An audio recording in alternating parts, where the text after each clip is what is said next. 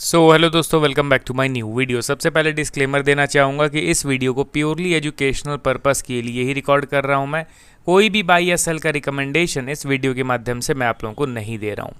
अब देखिए दोस्तों, आज इस वीडियो में टोटल 3 ऐसे इंपॉर्टेंट स्टॉक्स के बारे में हम लोग बात करेंगे जो अभी अपने इंपॉर्टेंट सपोर्ट लेवल पे ट्रेड कर रहे हैं। And in fact in support levels पे ज़बरदस्त बुलिश प्राइस एक्शन बनने ही वाला था। जी हाँ दोस्तों, बनने ही वाला था।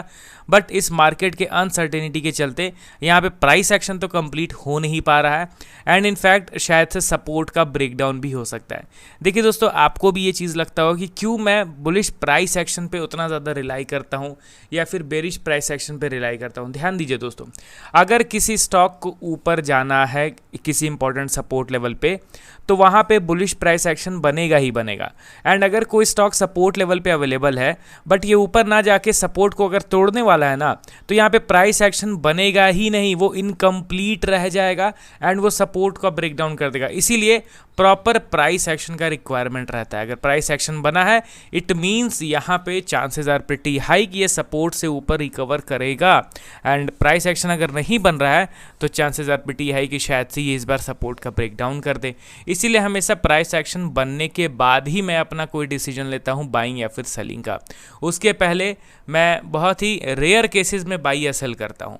अब देखिए दोस्तों, जिस 3 स्टॉक्स का मैं बात कर रहा हूँ ना, इनको मैं थोड़ा सा क्लोजली ट्रैक कर रहा था। इनफैक्ट कई लोगों के पोर्टफोलियो में इन तीनों में बहुत सारे स्टॉक्स एडेड भी हैं, तो थोड़ा सा ध्यान से इनके चार्ट पैटर्न को समझने की कोशिश कीजिए।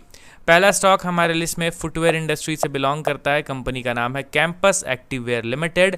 करंटली 238 के लेवल पे ये ट्रेड कर रहा है। अब यहाँ पे आप इनके क्वार्टरली रिजल्ट्स को देखो तो अभी तक मार्च क्वार्टर का रिजल्ट पब्लिश नहीं हुआ है, बट उसके पहले अब तक कंपनी ने डिसेंट अर्निंग्स पब्लिश किए हैं। स्पेशली अगर आप इनके कॉम्पिटिटर रिलैक्सो फुटवेयर से कंपेयर करोगे तो नो डाउट रिलैक्सो फुटवेयर से तो अच्छे रिजल्ट्स कैंपस एक्टिववेयर पब्लिश कर रही है। एंड यही रीज़न है कि इनका जो वैल्यूएशन चार्ट है वो अट्रैक्टिव दिख रहा है, प्लस इनका अर्निंग का जो बार है वो आपको ऑल टाइम हाई पे दिख रहा होगा। ठीक है, एंड पी रेशियो अच्छा खासा गिर गया है।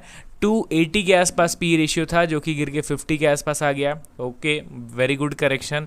एंड अगर आप इनके इन्वेस्टर के सेक्शन पर नज़र डालोगे तो आपको पता चलेगा कि शेयर होल्डिंग में कुछ खास वैसा मेजर चेंज नहीं हुआ है। प्रोमोटर ने स्लाइटली अपने स्टेक को डाइल्यूट किया है, प्रोमोटर एंड एफआई ने, एंड डीआई एंड पब्लिक ने पार्टिसिपेट करके अपने स्टेक को इंक्रीज़ किया है। इनफैक्ट यहाँ पे पब्लिक से ज़्यादा स्टेक तो डीआई ने बढ़ाया। तो ठीक है, शेयर होल्डिंग में वैसा कोई मेजर रेड फ्लैग तो अभी के टाइम पे नहीं दिख रहा है। अब चलिए टेक्निकली इनके चार्ट को मैं दिखाना चाहूँगा। ठीक है, एंड यहाँ पे आप ध्यान से देखिए, कंपनी का नाम मैं एंटर करता हूँ, कैंपस एक्टिववेयर लिमिटेड। एंड अब आप यहाँ पे ध्यान दीजिए, प्रीवियस वीक स्टॉक में कितना करेक्शन हुआ है, अप्रॉक्स 5% डाउन हुआ स्टॉक। एंड चार्ट को जब मैं जूम आउट करूँगा तब आपको पता चलेगा कि ये कितने क्रिटिकल लेवल पे ट्रेड कर रहा है। ऑल टाइम हाई से स्टॉक में करेक्शन हुआ, परसेंटेज वाइज देखा जाए तो 67%। 67% जब ये गिर गया, हमारा एक ही कॉन्सेप्ट है कि अब ये स्ट्रॉन्ग बेस बनाएगा। यहाँ पे प्रॉपर कंसोलिडेशन रिक्वायर्ड है, उसके बाद ही फर्दर अप मूव एक्सपेक्ट किया जा सकता है। क्या वो चीज़ हुआ? बिल्कुल हुआ।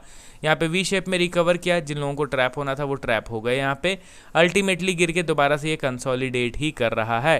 एंड ये बन गया हमारा इंपॉर्टेंट सपोर्ट लेवल। एंड कितने समय से ये कंसोलिडेट कर रहा है? 2 ईयर्स, 2 साल से स्टॉक का यहाँ पे कंसोलिडेशन चालू है। अगर इन केस इस कंसोलिडेशन जोन का ब्रेक डाउन हो जाता है, नीचे की ओर गिर जाता है, तो ये जो 2 साल है ना वो पूरा वेस्ट हो जाएगा।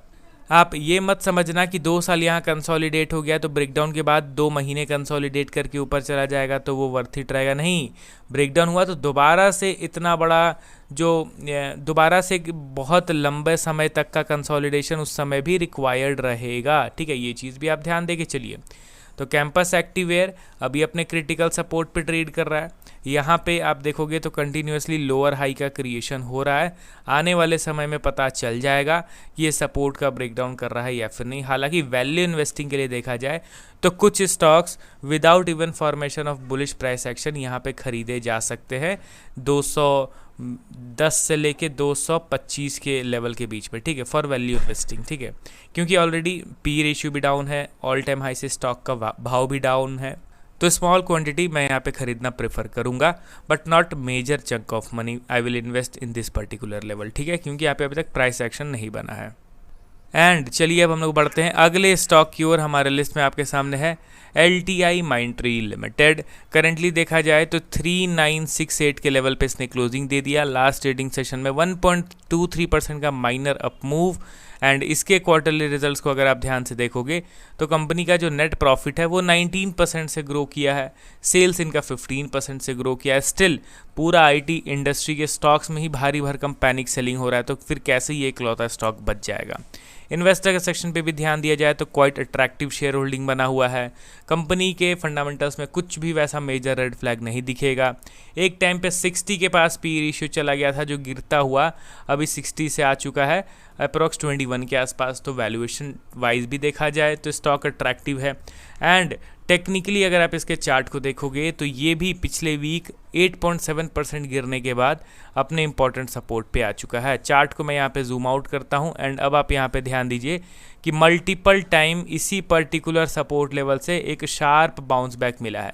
2022 से ये स्ट्रॉन्ग सपोर्ट बना हुआ है। जैसा कि कैंपस एक्टिववेयर में मैं without formation of bullish price action कुछ क्वांटिटी ऐड करना प्रेफर कर रहा हूँ, उसी तरीके से अगर मैं LTI माइंट्री के स्टॉक में इंटरेस्टेड रहता तो मैं कुछ क्वांटिटी यहाँ पे फर्दर ऐड करने की कोशिश करता।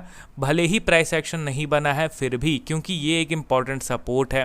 एंड अगर प्राइस एक्शन बना है, प्राइस एक्शन के कन्फर्मेशन का वेट करेंगे तो कहीं ना कहीं स्टॉक तो उस समय तक ऊपर जा चुका रहेगा ना। थोड़ा बहुत बेस पे तो प्राइस एक्शन का कन्फर्मेशन मिलता नहीं है, तो इसीलिए कुछ क्वांटिटी, शायद से 1/3 क्वांटिटी मैं यहाँ पे ऐड करना प्रेफर करूँगा at there major support level. अब चलिए 2 स्टॉक्स को तो हम लोगों ने कवर करा। अब लास्ट स्टॉक हमारे लिस्ट में आपके सामने है जियो फाइनेंशियल सर्विसेज लिमिटेड। अब इसके चार्ट को देखा जाए तो 233 के लेवल पे ट्रेड कर रहा है। एंड यहाँ पे डायरेक्टली इसके मैं टेक्निकल चार्ट को ओपन करता हूँ। यहाँ पे आप ध्यान दीजिए तो ऑलरेडी मैं कई बार कह रहा था कि ये जो बाइंग हो रहा है बहुत वीक बाइंग है, इसको आप पॉजिटिव मत कंसीडर करना। एंड देखो दोस्तों यहाँ पे कैसे मैंने वीक बाइंग कंसीडर करा। यहाँ पे देखो कैंडल्स के जो शेडो है, जो वीक है, वो कितने बड़े बड़े हैं, ये वीक बाइंग का संकेत होता है। एंड अल्टीमेटली प्रीवियस वीक 6.5% का करेक्शन हो गया, ये भी अपने इंपॉर्टेंट सपोर्ट की ओर बढ़ रहा है। ध्यान दीजिए इस सपोर्ट लेवल से जब भी बाइंग हुआ है ना, वन वे मोमेंटम देखने को मिला है, एकदम एक तरफा मोमेंटम मिला है स्टॉक में देखने को। एंड उसी सपोर्ट लेवल पे अब ये दोबारा आ रहा है, तो थोड़ा सा यहाँ पे हम लोग अलर्ट रहेंगे।